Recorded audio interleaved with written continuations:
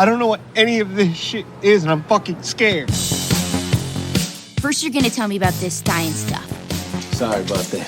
What is a scientist? You caught me like I'm experimenting with science. It's like magic with electricity. I know that. I'm not stupid. I'm smarter than you. The smartest scientists in the entire world all agree science is a liar sometimes. Seriously, this could not seem less scientific. Those idiots don't know anything about science. It's science. I believe it's pronounced science. This is the least scientific thing I've ever seen. So I'm just experimenting with them. You be quiet. Thank you, scientist. Record and the timer just went off on my screen. So it's probably just recording me or some kind of. Yeah, it was showing that 31 minutes had been recorded. It's not true. It's not true at all. Horseshit. Yeah. This is a rambling start to Under the Guise of Science. Oh shit, we're live. Yeah. Good. I wasn't sure if you could see the countdown on your screen or not. That must have, before I joined, it must have been there, I guess. Because normally I can. This is the first time. All right, cool. Hey. Yeah, what's up? Yeah, how we doing? Good. Pretty good. Good thing I didn't say anything stupid or gross. Yeah. Well, you want to make sure we are recording before we say something gross. I think I'm going to start the show off a little different today, and fucking let's lead off with the FartBarf plug, man. Fucking FartBarf. They deserve it. They do. They're fantastic. They're electronics music. You heard them as the music bed in our intro. That song is called Homeless in Heathrow. And check them out on Spotify and Apple Music and wherever the hell you stream shit. I've had the pleasure of seeing them live once, and they're so fucking good. Like, the drummer is tight. They're playing synthesizers or like some old 70s like fucking I don't know. So I read in an article about you would them, know. And as well as it's two guys playing analog synths, which means they can't program just like loops of shit. So they have to play things live. Like it's essentially like when you see them live, that's it. 100%. They're standing there with the one guy has the mic and he's playing. I'm moved away from the mic, but he's holding the mic and he's playing with one hand while he's holding the mic and singing, and then the other guy playing the other synth. He's got the two hands. I guess one is more like rhythm and lead, I guess, depending on in a way. But yeah, depending on the song. Like I'd love to actually have a conversation about it. Like who decides what you're playing, kind of thing. Yeah. Like I mean, I guess from the minimal band experience I've had with multiple guitar players, it's usually I'm gonna play this, and it's like, all right, I'll play this, and it's like, all right, cool. Like I don't know if they kind of like to fucking the just bass player is like, shut up, bass player. Yeah, right? Sorry. Okay. But to like a jamming, like dicking around session, like because I know what it sounds like having two synths playing at each other, like just messing around trying to figure out what sounds cool is the shit. Like I'd love to know what that fucking sounds like. And my favorite part is they have a live drummer. Yeah. Like the one part that's usually the robot of music is the person. Yeah. And he's like really good. And dude, they play in those like they can't even see really. Like they're playing that shit with only half vision to be able to see where the shit is. That's I don't know. Nobody knows of them, but you should, and they're really, really good. Yeah. It's such a fun, distinct look, and Sven's kid and my brother's oldest kid, both separate years, were astronauts with like the orange NASA suit. And it's like, why are we not dressing kids up as FartBarf? Yeah, all you need is a Neanderthal mask, and you're good. Yeah, just get them masks. The kids are already fired up about having fucking astronaut suits. Just give an awesome mask. Let them jump around in front of somebody. You know what? A grown-up behind a full-size drum kit with 2 kids in the FartBarf suits. that could be a funny picture. I'm down for that. Yeah, we'll figure. I got 2 kids that can do that. There you go. You got 3. Yeah. Well, I only need 2. One of them. All right. Oh, that's right. Yeah, you're being the grown up in it. I'm good. Yeah. I'm involved in this. You should have FartBarf auditions just so you can cut one of your kids. Yeah. Get out of here, 5-year-old. I don't care about therapy in your future. I need this picture. Man, no, how much that would fuck up one of the older kids. Like you took the youngest. She said, sorry, you're not cute enough anymore. Yeah. She just brings a different energy when she's performing.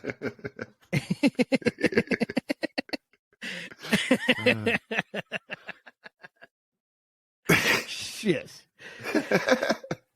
Yeah, so check out FartBarf. Oh, go ahead. I'm sorry. Absolutely check out FartBarf. They're the best. But I just wanted to say I let my older son listen to the first 2 episodes of this. Okay. And so he was really into the science part of it, but he didn't understand why I curse so much. He couldn't. And, well, son, I was, half in the bag and loose lips. And let's just say there were a lot of ships out there that needed sinking. All right. I was going to say loose lips sink ships, but I stopped talking because that second part didn't make sense for where. But yeah. Thank you. What it's got to be nuts from his perspective. Like listening to your dad podcast about science, but also saying wild shit. Yeah. Some of it, they haven't heard some of the later ones where we started telling personal stories, but back in the day, they knew because I would bring the kids up and try to put them to bed, and, the boys before we had the little girl. So I'd bring the 2 boys up, tuck them in, read them a story, say goodnight. I'd be like, all right, good night, turn off the lights, go to leave. And one of them will go, Dad? And I say, yeah. And they go, how does gravity work? And I'd be like, well, let me turn the lights on, sit down on they knew how to avoid bed was to throw one of the... Oh, that's so awesome. Yeah. And I knew what they were doing, but I was like, I don't care because I want to talk about gravity.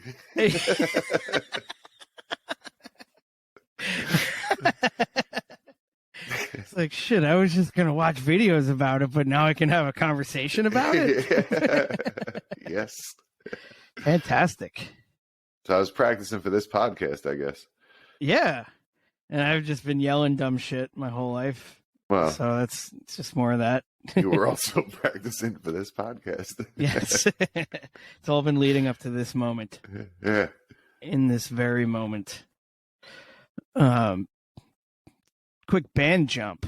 So Blood for Blood, huh? Yeah.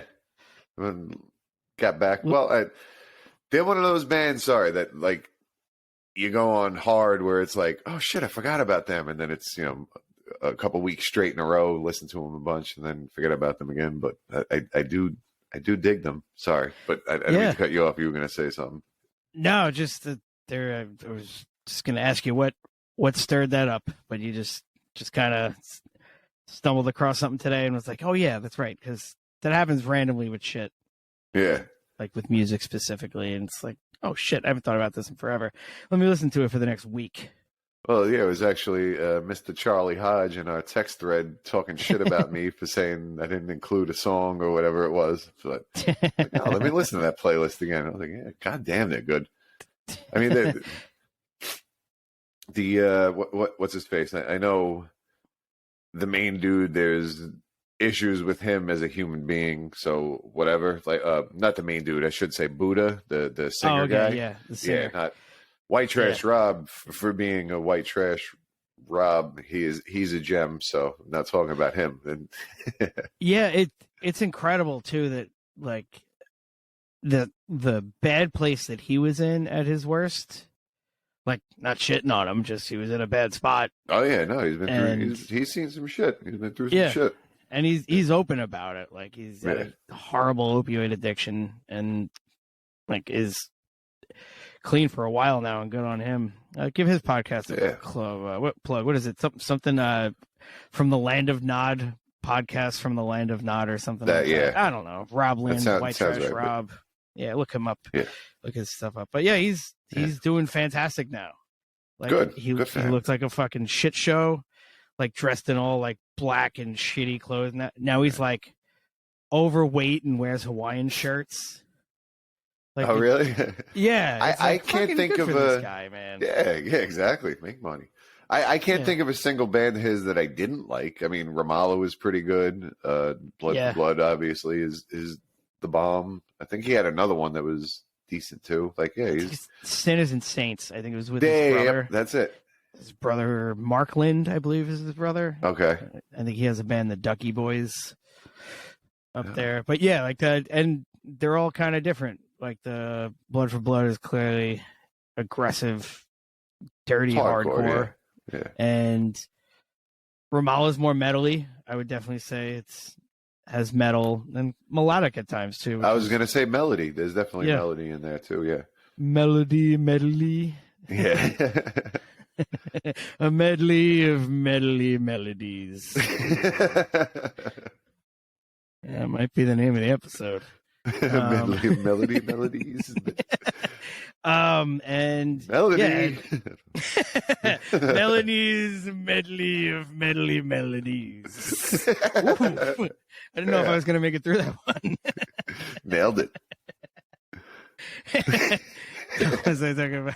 Oh, Sinners and Saints. That's the other band.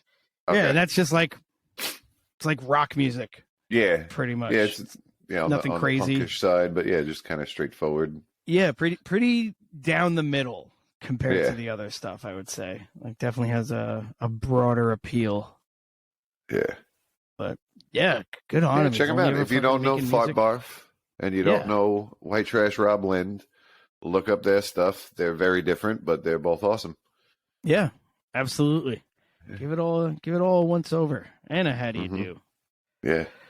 I'm amazed it took us 6 episodes to get into like just a music conversation at any point. Yeah, like, I'm tempted to skip the science and want to talk about Slayer.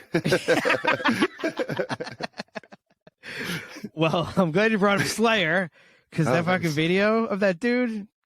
That was awesome. Yes. Right? Yeah. Fucking. So it's Slayer. It's a kid doing what Beat It would sound if it was written by Slayer. Michael Jackson's Beat It. It's here's some more homework that we have before we post all these. We got all the links we talk about. We have to get them ready to post on the Facebook page. I don't even remember the links. We have to go through and listen again. Yeah. And write them down. Like, yeah, I'll do that. We mentioned another thing. I'll do some of that. Yeah. Yeah. No, I'll help. Yeah. I'm gonna be super lazy. Problem solving in the working relationship right here, right on the fly. Yeah. Right for the record, the working relationship is Charlie does all the work. I kind of get a buzz on and come in and talk about videos I watched. But you're an ideas guy, man. Yeah, big picture. I can execute. Yeah. Yeah, you get it done. Yeah, I get the nose to the grindstone in there. I know. I know Opie from O&A didn't like it, but someone's got to drive the bus, right? Yeah, absolutely. Yeah, absolutely. And I don't care. What's good about me driving the bus is I get to crash it all the fucking time. Yeah, yeah. And also being the funny and creative one. Yeah, again, I'm just repeating scientist. It's easy. Oh, everything I have is somebody else's derivative of someone else's joke, someone else's impression. Yeah. Lyrics from songs. It's just some kind of reference. Yeah. Yeah. It's just everything is just completely another thing in a different context. That is my entire being. Someone once called me an interesting tape recorder. Which is fucking nail on the head. Yeah.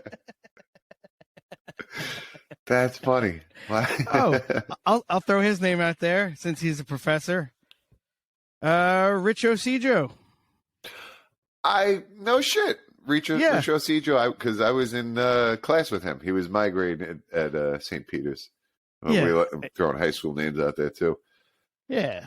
He won't say anything bad about him because there's nothing to say bad. Stand up fucking he's a good guy. kid. And he's a professor at, I think, John Jay maybe or something like that. Okay. I just said good kid about a 40+ dude. Yeah. Good kid about my age. Yeah. But I remember him as a good kid because I haven't seen him since '97 probably. Yeah. That. It's the other weird, like, this is going way off the rails now, but just like 4 years of your life you spend pretty exclusively with like a group of people, and then you don't see a majority of them ever again. Yeah. And it feels like the most important thing in the world at the time. Yep. That's exactly. Sorry to cut you off, but I was going to say the same thing. It felt like, I still look back on it. It's only 4 years. It feels like forever. Yeah. I have an 11-year-old, and it was like, boom, like that compared to, like, I still look back, that 4 years of high school took forever. And it's, more than double that I've been a dad, but it's almost triple. Yeah. He's so much closer to that age than you are. Yeah. it's like the Voyager spacecraft is so much closer to a further away planet. This is a bad analogy. You got Voyager though. Yeah, I was like, go on. I was so focused on getting the name right, and it was like, wait, what's the rest of the joke now?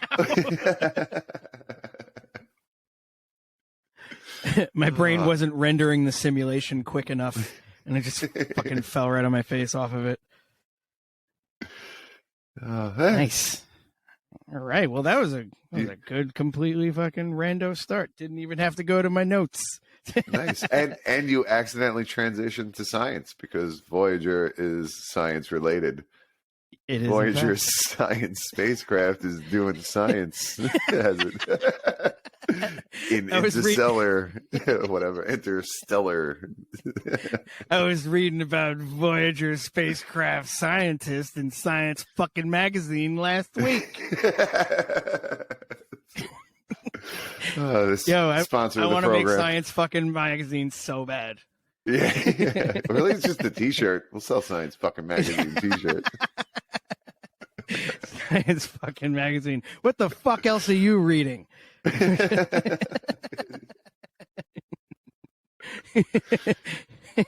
Science fucking magazine. Learn this or I'll fucking break your arm. This is the only fucking place that's Science fucking magazine. Bro, you read those other science magazines? They're fucking ugats, bro. Fucking Science fucking magazine, bro. Oh, wonderful. Here we go. Now we've made fun of the Italians, which you are enough of. Don't worry, I'm making fun of the Irish later, so we'll level it off. My kid's a half Italian. It's all right. I love Italians. I love one battalion. Jesus Christ. For the record, I thought this was going to start sooner, so I started drinking earlier. So now I'm at the point where I'm saying battalion instead of one Italian in particular that I like. The Italian battalion ate scallions on stallions. Listening to melodies, melody.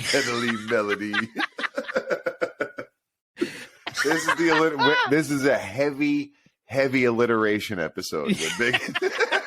Not just rhyming alliteration. Yeah, right. Well, no, it's not. It's only one or the other. No, they just rhyme. We do both. We do it all. Do different.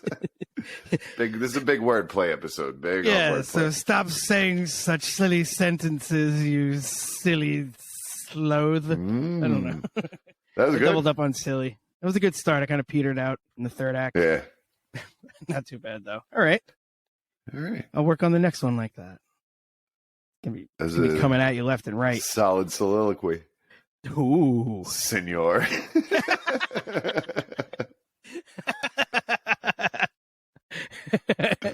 Yeah, when we put these out, everyone's gonna be like, "Yes, where the fuck was this the first 5 episodes?" So that's the trick. We got to get drunker before it starts. Right. Even looselier. Yeah.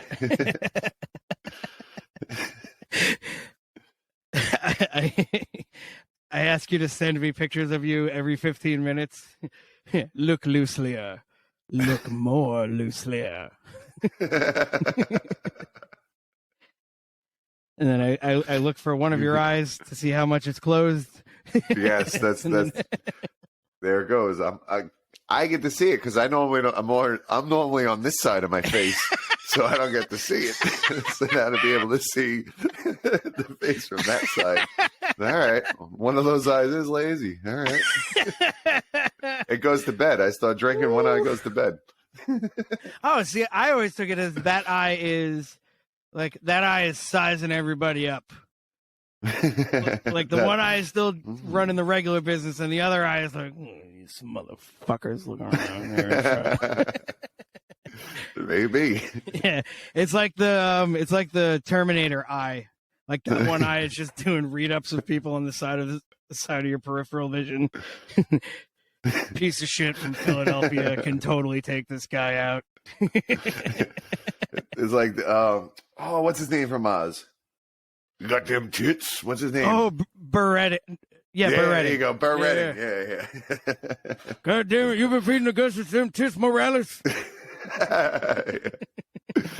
My eyes go full Barretting. The drunker I get, the full Redding.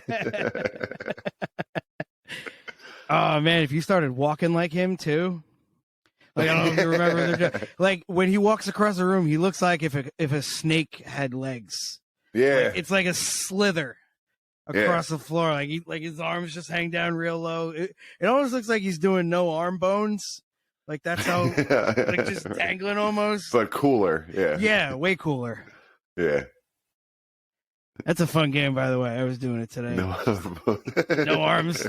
Like when Ace Ventura gets shot with the in the second one. I wish I had no bones. Family Guy.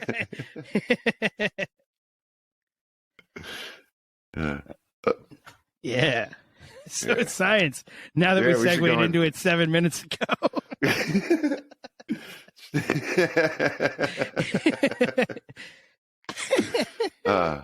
This is science. So I realized that last episode we just started talking about stuff and like didn't explain anything about quantum. I just kind of went in assuming that everybody knew how weird stuff was at the quantum level. And I don't know. Maybe they do, maybe they don't.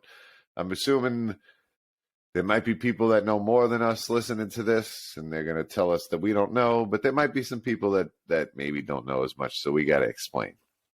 So, like I said, quantum is the like when you get into the real small world, everything is teeny tiny, subatomic or atomic at that point. We tend to think of particles, which are the little things at that point, as like little balls. They kind of behave like particles and waves, or yeah, I got too drunk for this one, but hold on, let's back it up a second. So what I'm trying to say is these subatomic things act as both particles and waves depending on the circumstance. So they can be two things. Yeah, depending on. Now that's how they, for lack of a better word, like that's how they move through reality in either a physical thing or a space or a wave form. Yeah, it's almost like everything really is a wave, or another way to put it is everything is a wave function, which is just like if you were to take a piece of graph paper and draw like little ripples and then a couple bigger, and then like the middle ripple is the biggest, and then as you get away from the middle, it's still kind of big, but gets smaller and smaller and smaller. You know what I mean? So like a wave going up and down, up and down, up and down, peaks and valleys. As you get to the middle of whatever you're talking about, the peak is the biggest, and as you get away towards the ends of this little thing that you just drew, the peaks get smaller and smaller until they're relatively flat. Can you picture that? I can, in fact. It's Okay. So what you're describing something that kind of looks like a polygraph paper, like a line on that, or like a Yes. what's the heart rate monitor, EKG, or what's the earthquake one, Richter scale. Yeah, the Richter scale, sure. Anything like that. Yeah, it's drawn and it goes big and then it goes small again. I think that's all I have. I think I just have 3 examples on that. Those are 3 fantastic examples, though. That's we don't need to go any further. But like, if you draw that on, it's basically a math equation that you're drawing on graph paper, so to speak. So like you know how you draw a graph on a graph paper based on the numbers. It's the same kind of thing. This little wave or whatever. And that's like the point X of and Y axis stuff. Yep. Okay. Exactly. But the point of this is where the peak is the biggest, or where the peaks are the highest, is the highest probability of where you're going to find the actual particle or the spike in energy at any given time if you were to actually go and measure it. The weird thing about the quantum world is before you measure it, that particle exists in what's called a superposition, where it's not actually in one place. It's in all of those. Like if there's a 50% chance it's in the middle, 25 on either side, it's actually in all 3 of those places at the same time. Man, I thought I could multitask right there with paying attention to what you're saying and trying to make a joke about using superposition in my everyday life, like trying to sneak it in. It's like, no, stand in front of me. This is a superposition, or just like, can you get us a nice table? Oh, there's one by the bar. It's a superposition. It's something like that. But holy shit, like it could be 3 things at once. Not that it can, it is. Until you measure it, it is. And like, I know this sounds ridiculous because nothing can be, but there's experimental data, like there's actual evidence that this is the way shit is. Specifically, the double split experiment. So I think that's kind of important to lay out. So there was an experiment where, all right, imagine you have a wall. In front of the wall is a second wall, and you cut a slit in it. And you have a paintball gun, and you just spraying fire with the paintball gun all over this first wall. There's that slit in the wall, so behind it, you're going to get paint in the same shape of that slit in the wall as it passes through the hole and splatters all over the back. But that's where it'll be. It won't be anywhere else on the wall because it couldn't get through because there's another wall in front of it, right? So what you're saying is it's 2 walls. One wall in front has a slit going up the middle, and like Mac mowing down the jungle in Predator after Jesse the body gets killed, just spraying it with particles. Yep. But it's only getting through the middle, Right through the slit. So that's the only spot where there's like you'll see one line in the back. Gotcha. Now, if you were to take that second wall with the slit in it and do a double slit, so there's 2, put it there, again, spraying the paintballs through, on the back, you would expect to see like a pause button, just 2 lines going down because those are the 2 slits in the wall that allowed it to get through. Think about that for a second. I really have to pee. I'm sorry. Oh, no problem. No problem. I'm just going to talk here about... It's crazy that the pause button and the play button and the stop button symbols all made it from VCRs and cassette decks and record players even. Holy cow, you were done. Wow. Yeah, no, there was a problem. It had to be done. Is the diameter of your urethra like the size of a quarter? Like just just right out? No, I might have pulled a blood vessel. I put a lot behind that to get back in here. Oh wait, do you have piss dots on your leg? I didn't look. Let's where from the neck up. Don't worry about it. Well, if anyone asks, you just say that's not piss. It's got nothing to do with piss. Yeah, that's designed like that. Fuck, you were setting me up so good for that, and I missed it. It's like, it's all right. I'll find another one. Yeah. Oh, you gotta give. Everybody My gives. favorite line from that, as of recently, is him explaining why the pants are good. It's like, oh, they're the coolest. Even rappers wear them. Like, you just, right? That's the bar. Yeah, while you were gone, I was talking about how crazy is it that the symbols of pause, stop sign, and play have all evolved on past VCRs and cassette decks, and that is true. And record players. There we go. I knew the word fucking 2 minutes ago. Well, like the picture of the phone app on your cell phone. Phones don't look like that anymore. There's nothing to hang. What is hang up? What are we hanging? Yeah. Like that doesn't mean anything anymore. Or try to save a file and there's a picture of a floppy disk. Kids don't know what that is. No, dude. There's kids that I work with that we have a landline, and there's one that's 23 and one that's like just 20. And I was trying to tell them, because there's multiple headset receivers or whatever the hell, that the one in his pocket needed to be hung up. And I was like, yo, the phone in your pocket's off the hook. And like, he just stared at me, and I was like, you have to turn it off, the phone. Oh, okay. And it wasn't you're like saying it's off the chain, baby. Yeah. It's like, you have the same one too. you Right, that fired up about the phone hook. in your pocket? But Off yeah, the like hook, it wasn't even like an iPhone this 10. kid's dumb. It's like, oh fuck, I'm old. Yeah, exactly. It doesn't mean anything. He doesn't know, because he just does. It's not coming up. Or I could have just not said it loud enough, and I made this whole thing up in my head. Yeah, he could have mumbled. Like, what did you say? Mushmouth.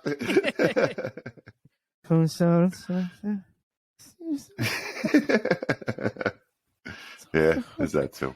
All right, so now we've talked about how long it took you to pee 7 times as long as it actually took you to pee. So appropriately, we stopped at the pause button. So we're there. You got the two slits in the hole. Wait, I'm glad one of us was fucking paying attention. Oh man. So moving on from there. Yeah.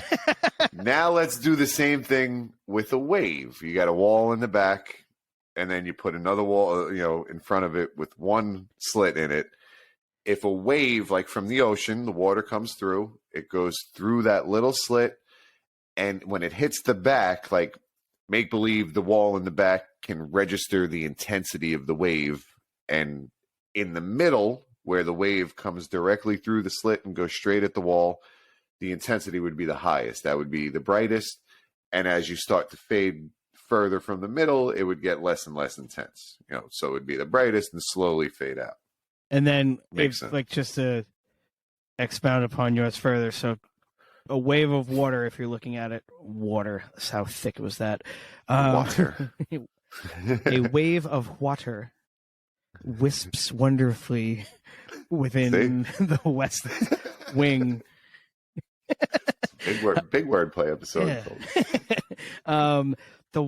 The water that goes through, the wave it'll look like just that part is passing through, but then the inertia of the water will drag the other water behind it to kind of keep the wave moving. Yeah, and it would go through and spread out. Did I use inertia right, by the way? Sorry. Inertia, that's when an object in motion stays in motion unless acted on by an outside force, I believe, right? It's like once it starts moving, that's the movement. All right. So if the inertia combined with the gravity of the... I don't know. I'm just saying words. I know exactly what you're saying. You're right. It as it comes through, the water that's continuing to come through would push it through. So imagine now we take that same pause button slit and put that in front. So a wave breaks against that. There's now 2 slits. So 2 waves would then come through those slits and kind of, radiate out. They interfere with each other, where the peak of one wave hits the bottom of another wave. They would kind of cancel out and go dead, versus where 2 waves meet, they would peak up and the intensity would go even further. So as the waves hit that wall in the back that can magically register intensity, it would almost be like the most intense part would be in the middle between the 2 slits, directly to either side. Because there was a canceling out, it would be blank. Directly to either side, a little bit less intense than the middle. Next over would be blank. So it would almost be like a bright bar, a gap, a less bright bar, a gap, a slightly less bar as you go out from the middle. Kind of like a fading barcode, like brightest in the middle. Yeah, no, that's a good, because it would be white, black, kind of like that. But yeah, the whites would slowly fade. And if you want to look up at home, it's called an interference pattern. Just look that up. That's when 2 waves go through like that. They interfere with each other and they cause an interference pattern. So we just have to accept that as the term, because I'm going to be saying it a whole bunch. So again, that was just to kind of set the stage. So we're hoping, in a similar note, we're hoping for a heavy interference pattern tomorrow against the Eagles offense in the Super Bowl. now we've time-stamped this episode in time. So we're cheering for Mahomes. Nothing. I love Jalen Hurts, but I don't like the city of Philadelphia. No, I mean, they make it easy. I'll be honest with you, Philly. It's not even necessarily personal, but I know a couple people from Philly personally, so it's kind of become that, almost like, I don't know, just to trash talk my friends, I guess is the best way to put it. So now I hate Philly because one of my best friends is from Philly, and I also hate him. See, I thought you were going the other way of Philly needs to do a better job of picking their ambassadors, because they sent him out into the fucking world to represent them. Yeah, that's your fault. Get your house in order, Philly. Shit. The good news is, even though we don't like them, they don't care, right? No. Yeah. No. I'm jealous of that. Yeah. Just that. I don't care. Whatever. Yeah. I'll eat this poop. I don't care what you say.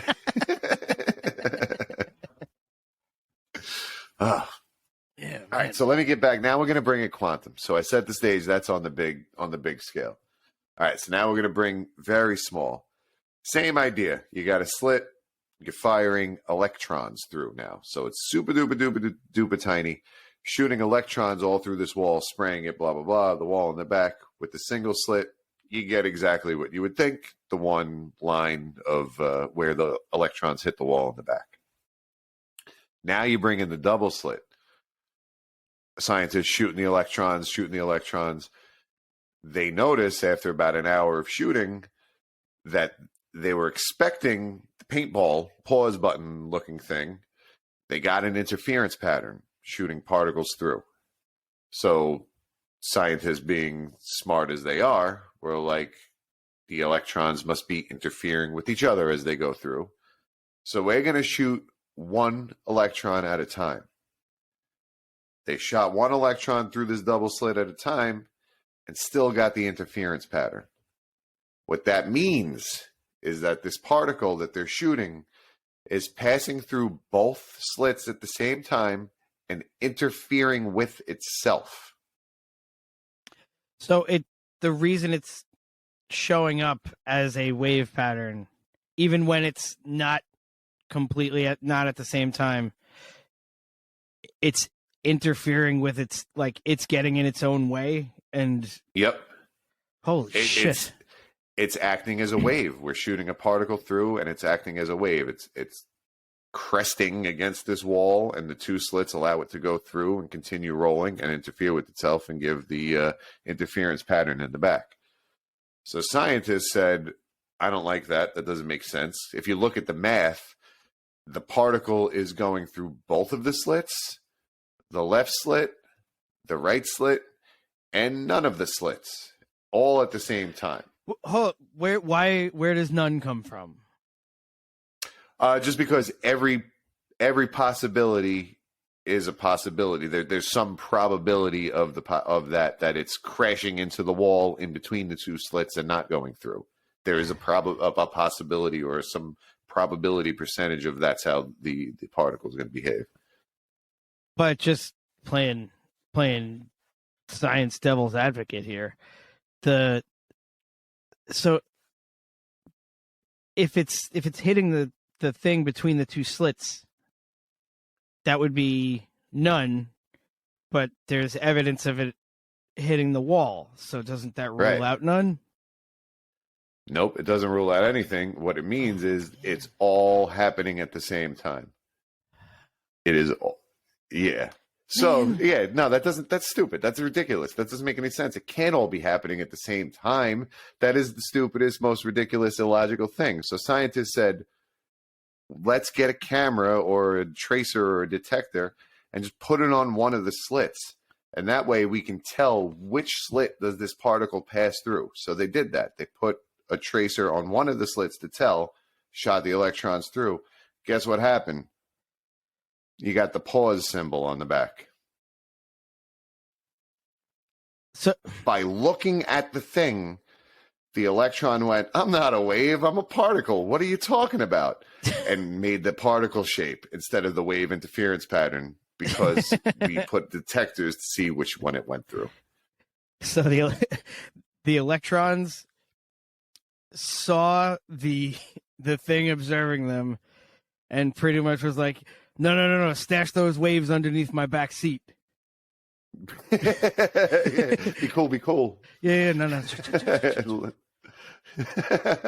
Basically, that's fucking crazy.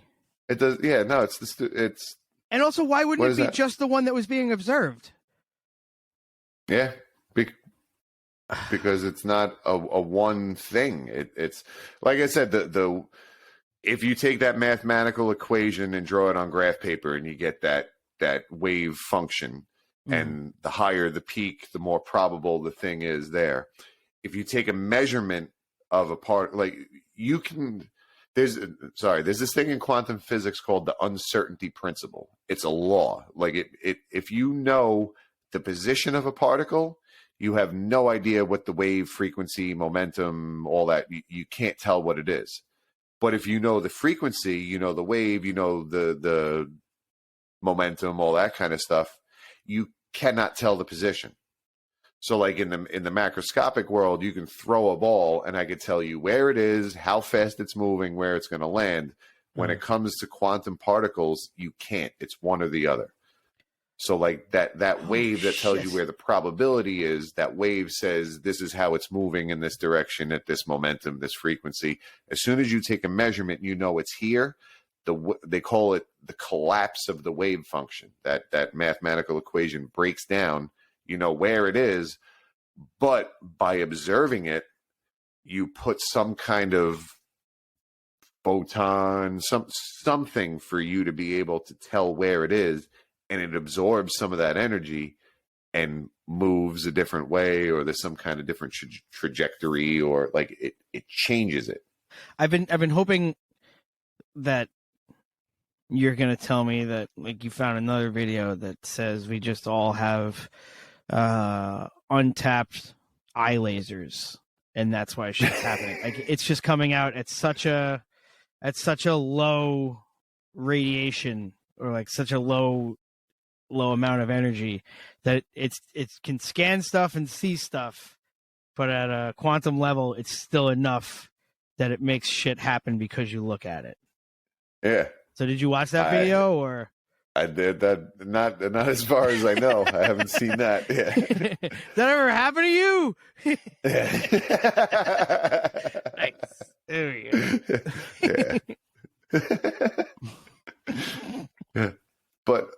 Yeah. But this is like a physical thing that's been recorded, and like the further experiments that they've done are a little bit confusing, where they do as the particle goes through, it'll pass through some kind of crystal that splits it and also entangles it.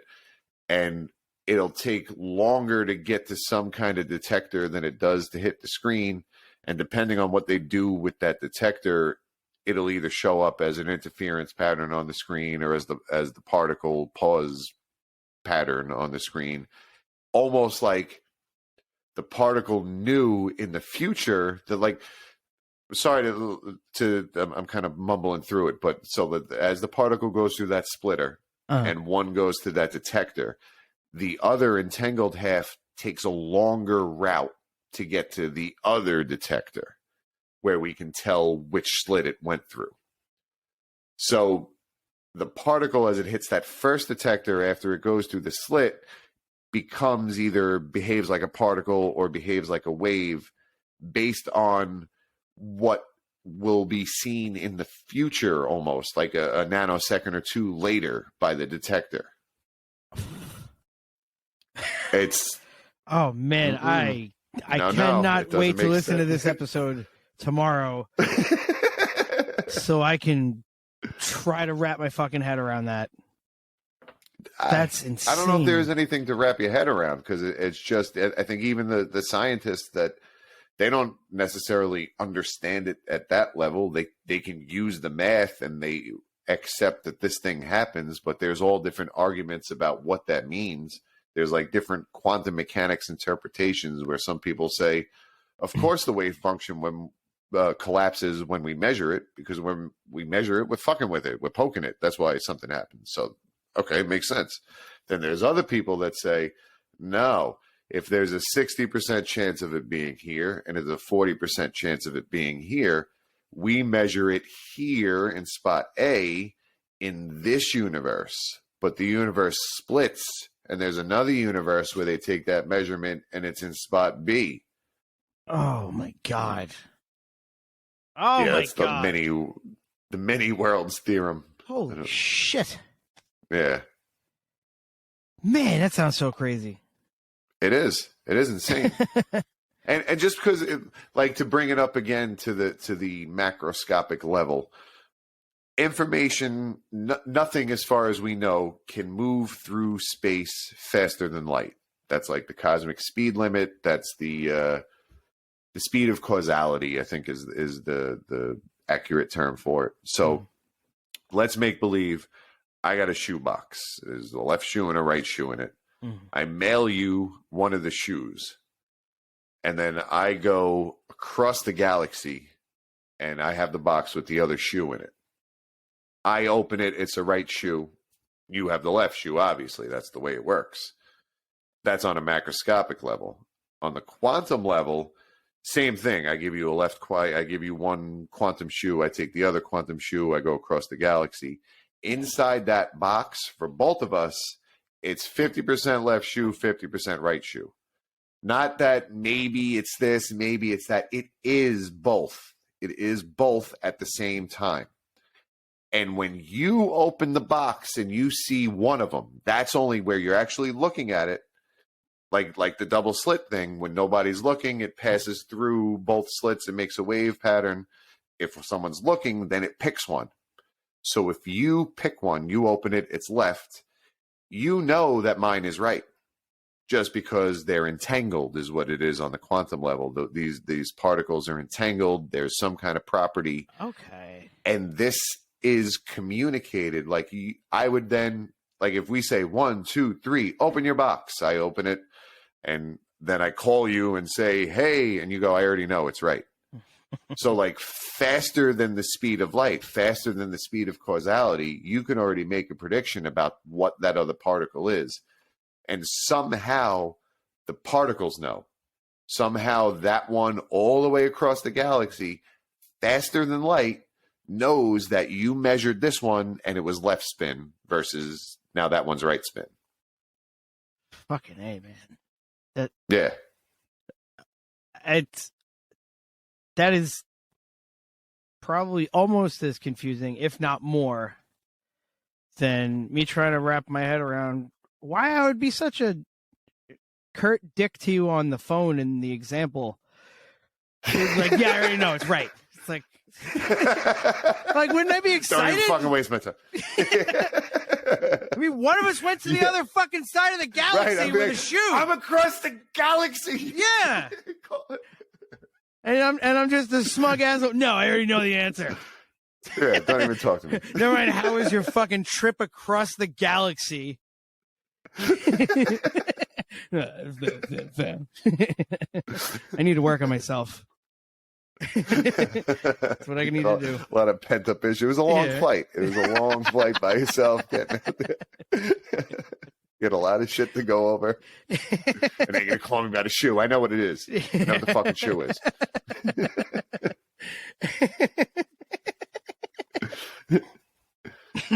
Yeah, but like this is not. It's not even theoretical anymore because the Nobel Prize this year was given to people who performed experiments. Like there was a whole bunch of people, and it was like years of people building on different stuff that proved that the universe is not what they call locally real. But the locally real sounds like these are physics local and physics real. It's not the same thing. Like local just means exactly that information can only communicate at the speed of light, and there must be some kind of hidden variable within these particles, and that's the only reason, blah, blah, blah. So they proved that that's not true, that these entangled particles somehow communicate this information faster than light. So that's where the not locally thing comes in. And the not real thing is where they say real. Imagine if you're not looking at the moon, if you turn around, you're no longer looking at the moon, is it still there? I mean, I guess you don't know until you look back, but right. So obviously on the macroscopic level, on the macroscopic level, yes, obviously. But on the quantum level, they prove that no. If you're not looking at the particle, if you're not observing the particle, if there's not some kind of entanglement with the particle or something, like it's not real. It's not there. Oh, yeah, and it's not even like. Is it not just because you're so small and it's like extra far away? Like that could be. You can't see the moon. There could be levels to this shit that's way beyond our. There's probably levels to this shit that's way beyond our understanding. Because I mean, the universe does whatever the universe wants to do. We're just along for the ride. But the experiments that we're doing are showing that like this desk that I'm knocking on, if you zoom in far enough, it's virtual shit and empty space and entangled particles that none of it is actual, I don't know, stuff. It's all like approximations. Jesus. Yeah. Also, before I forget, I'm amazed I remembered it, but it's not going to be nearly as funny because the time has passed. But locally real sounds like the album title of a underground rapper. Yeah. Or it could be some kind of REM B-side. Go that way too.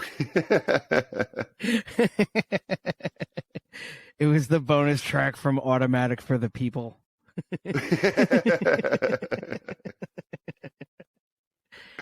Nice, you bailed out my fucking hip hop joke with an REM joke. I don't know why. That was I heard locally real. I just pictured staying in the place where you live.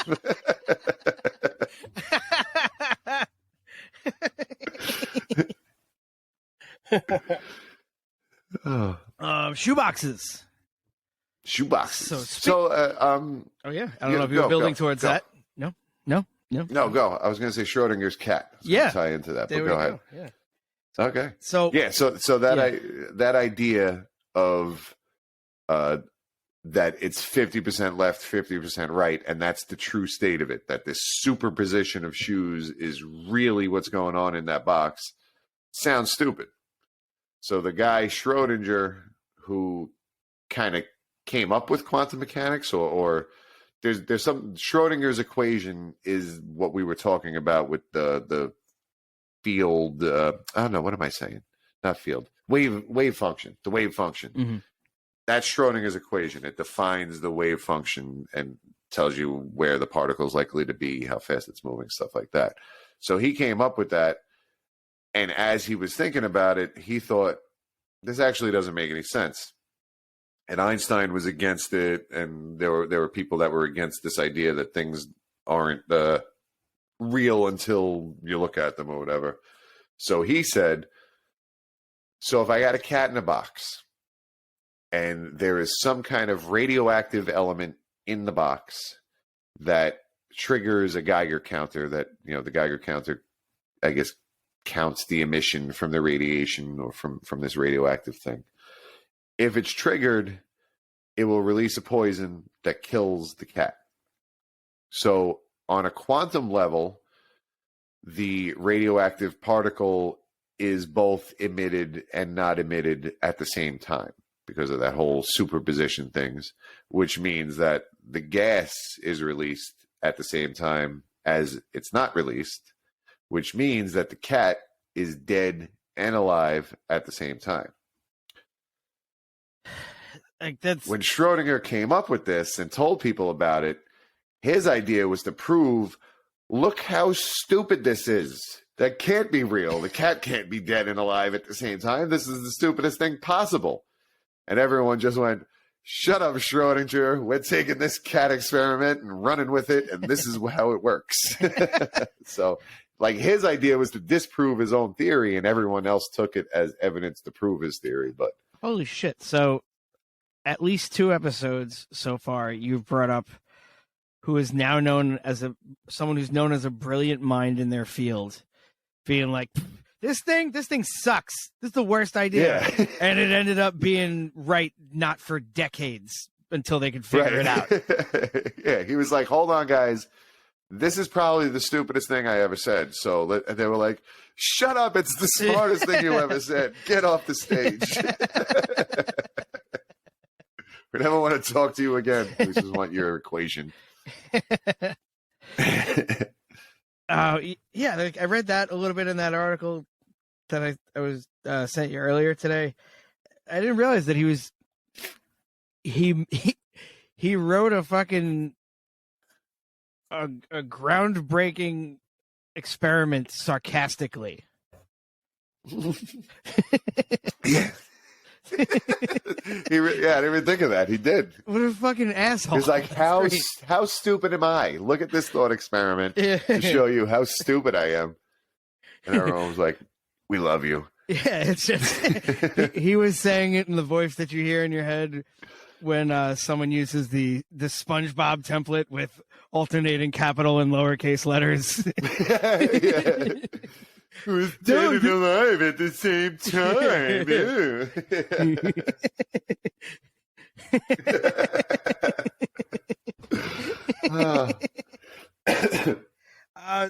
The part of the reason that I had to bring up this, well, first off, I thought when I was watching the first video you sent me and it was talking about, well, it's both things. It's both there and not there. I was just like, that sounds like Schrodinger's cat.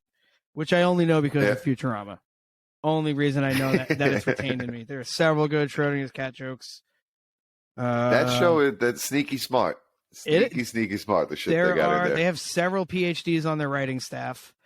There you go. So one of them wrote... So here I am calling them smart. Yeah. No, I know I'm smart, asshole. I went to school while you were smoking pot.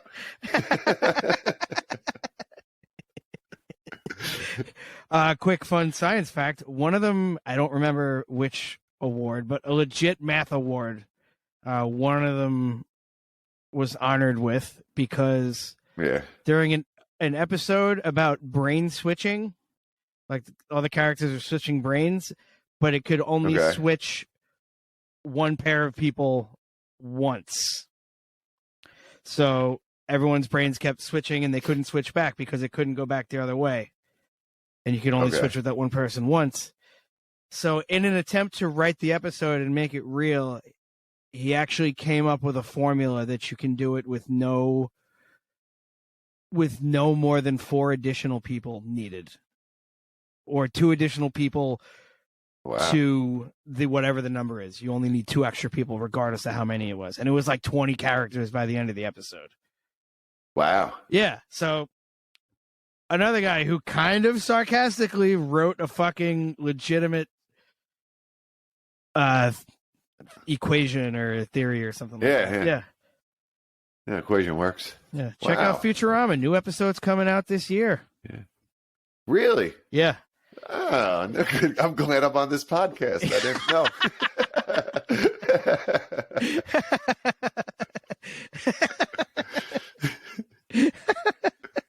Shit, yeah. What did we say? Schrodinger's cat. Oh, I didn't even get to the fun parts. So Go to it. The crazy that somebody comes to this country to go to one of the really, where would someone go to study this? What college? Like MIT? Sure, Princeton, I think, is a good one for that. Or, let's say somebody comes from, I don't know. Caltech. Or, yeah, Caltech's another one. That's right. I've heard of that one as being smarts. Okay. But let's say you come from Russia or India or pretty much anywhere on the continent of Asia, all the sides of it. Okay. And you want to come to the country and learn about this, and you have to learn about it in a language that has sentences like tentatively poised between life and death, fully inhabiting neither one nor the other state. Like it's you have to learn it in the worst constructed language on the planet. Like everything has more than one meaning. It's got so many other languages like pumped into it, and yeah, it's weird that English became. I thought Latin was the language of science, but at some point they switched it to English. Yeah, I don't know. I guess if you if you rape and pillage all the smart people, you make them speak your language. No, you guys go to 2 schools. We got money. You want to live here? I already speak this language, so one of us, the other one's gonna have to fucking figure this shit out.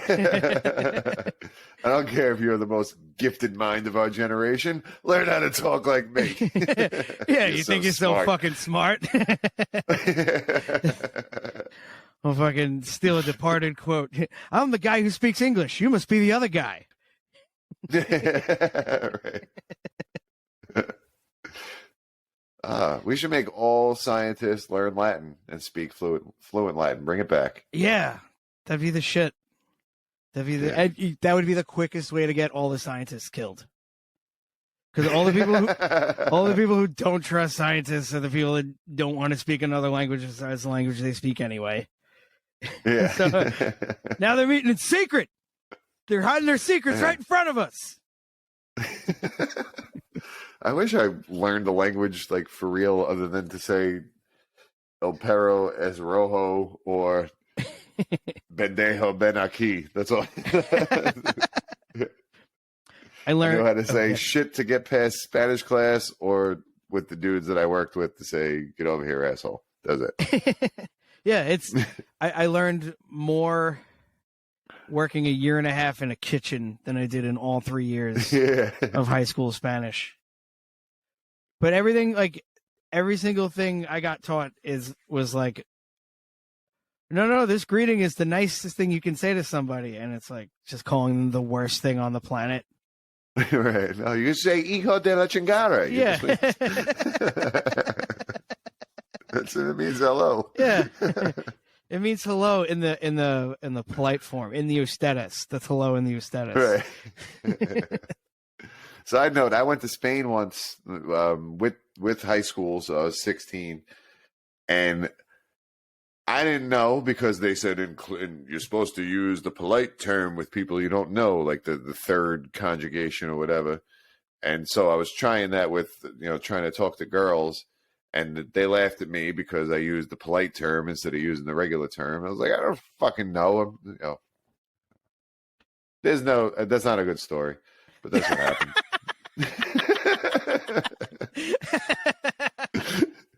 I was pulling for you. Thanks. I was pulling for I didn't have an end to it. I just random memory popped in my head. I was like, oh shit, remember that time you looked like a tool bag in front of 16-year-olds because you tried to be polite? Yeah. I got made fun of. Sven and I got made fun of for putting on our seatbelts in the back seat. What are you scared? Yeah. What do you like your spine inside your body, pussy? You little bitch. Yeah. Look at this asshole with safety. Yeah, Who cares about him? Yeah. I like feeling safe in the back seat. Yeah, nothing wrong with that. Yeah. Nestled. I sat in the back seat of a. I mean, this sounds like I'm setting up a sex story now, but I promise I'm not. So I'm in the back seat of this pickup truck, right? Oh no, and like it's a newer Ford, like a 2016 Ford with the double bed, and the back seats are like fucking couches. It's like a love seat behind the two front seats. There's so much leg room. I mean, I am 5'4". I never have a leg room problem, but this is like there's so much leg room. Like Shaq would probably be only kind of uncomfortable in the back seat. This is kind of nuts. It's pretty big. You see him get out of the Buick in the Buick commercial? Like, why is he doing commercials with Buick? He barely fits in those fucking things. Yeah, with the the car insurance thing. Like, he needs a Hummer. There's nothing else he could get in. Yeah. Hummer or something without a roof. For Christmas. For Halloween one year, it would be Christmas for me. For Halloween one year, you should get like a Fiat and be the guy from The Simpsons.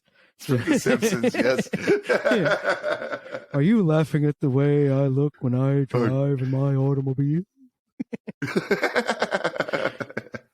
It was the only thing I could afford in my price range.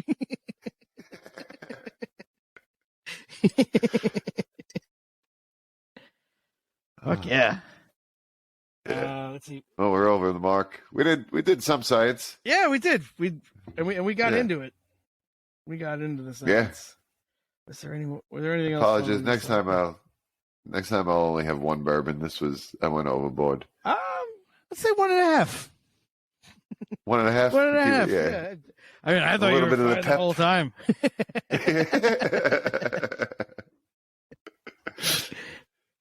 All right. I got to make sure I can't be running out and peeing during episodes. My bad. You just put in your urethra stretcher, so it's even bigger in diameter. It's a fucking, it's $50. I should just do this. Like, I don't need to be wearing pants for this podcast. I'll just have a bucket under me. Yeah, dude, good. And what would be clean it later? Whatever. What would be like a silencer, almost like a little hose? This way, it's not making a trippity noise. Although, just hearing you peeing mid conversation would make me lose my shit every fucking time. That would never get old. Pay no attention to. Yeah. The joke would be funny every single fucking time. Just pretend it's not happening. Just keep talking. Yeah. Yeah. Well, that is. Like, I feel like if you're a teacher, you should have to practice saying things only while you're peeing. Because if you can get out a lecture while you're peeing, you got that shit. It's impressive. Yeah, you're not going to get derailed by too much. It's like hyper focus. Yeah. Listen, if you ever want to rob somebody, wait till they go to the urinal. Just for the record. Not that I've ever done it. I'm just saying nobody's going to fight back with the dick in the hand mid-pee, right? You'd be surprised. I guess, yeah. Turn around and pee on you. I think, and that's the way to get out of that, is because someone can be real aggressive, but if you out crazy them, like if you out crazy their aggressive, like someone grabs you, like holds a knife to your back while you're peeing, and you turn around and like you push them away, and then you just start punching yourself in the dick without breaking eye contact and like yelling shit at them. Even if I had a knife, I don't know that I'd want to step any closer to me in that situation. Like, what the fuck's going on? or he might say, "Are you done about that wallet?" Because now so I got back to why I'm here. Yeah. And I'm definitely going to need it now because there's piss all over my pants from someone. That's not piss. That's the design.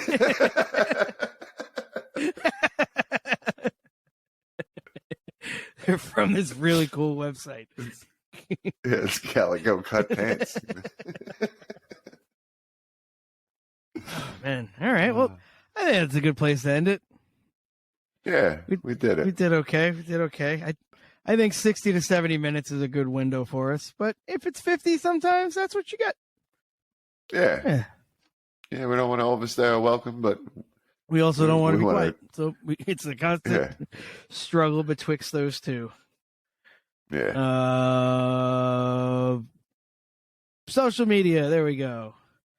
Yeah. Under the guise of science, guys spelled Guise at gmail.com, at Facebook, at Instagram, and at Science Guys or Twitter. Science Guys at Twitter or Guys of Science, right? It's one of those two. I don't remember the Twitter. I think it's at Science Guys is like the handle, but the username is Guys of Science. Okay. All right. And Guise. Right. Yeah. So it's, what he said. Yeah. All right. Just Google us. Yeah. There can't be too many others like us. I cannot believe that this fucking name was available everywhere. Yeah. Right. I was kind of surprised. I was like, because it's a solid name. Yeah. And it's like there's clever folks out there, so nice to know we've joined the ranks of clever. Witty wordplay. When witty wordplay while watching Wednesday with weaponized webbed feet. Damn it.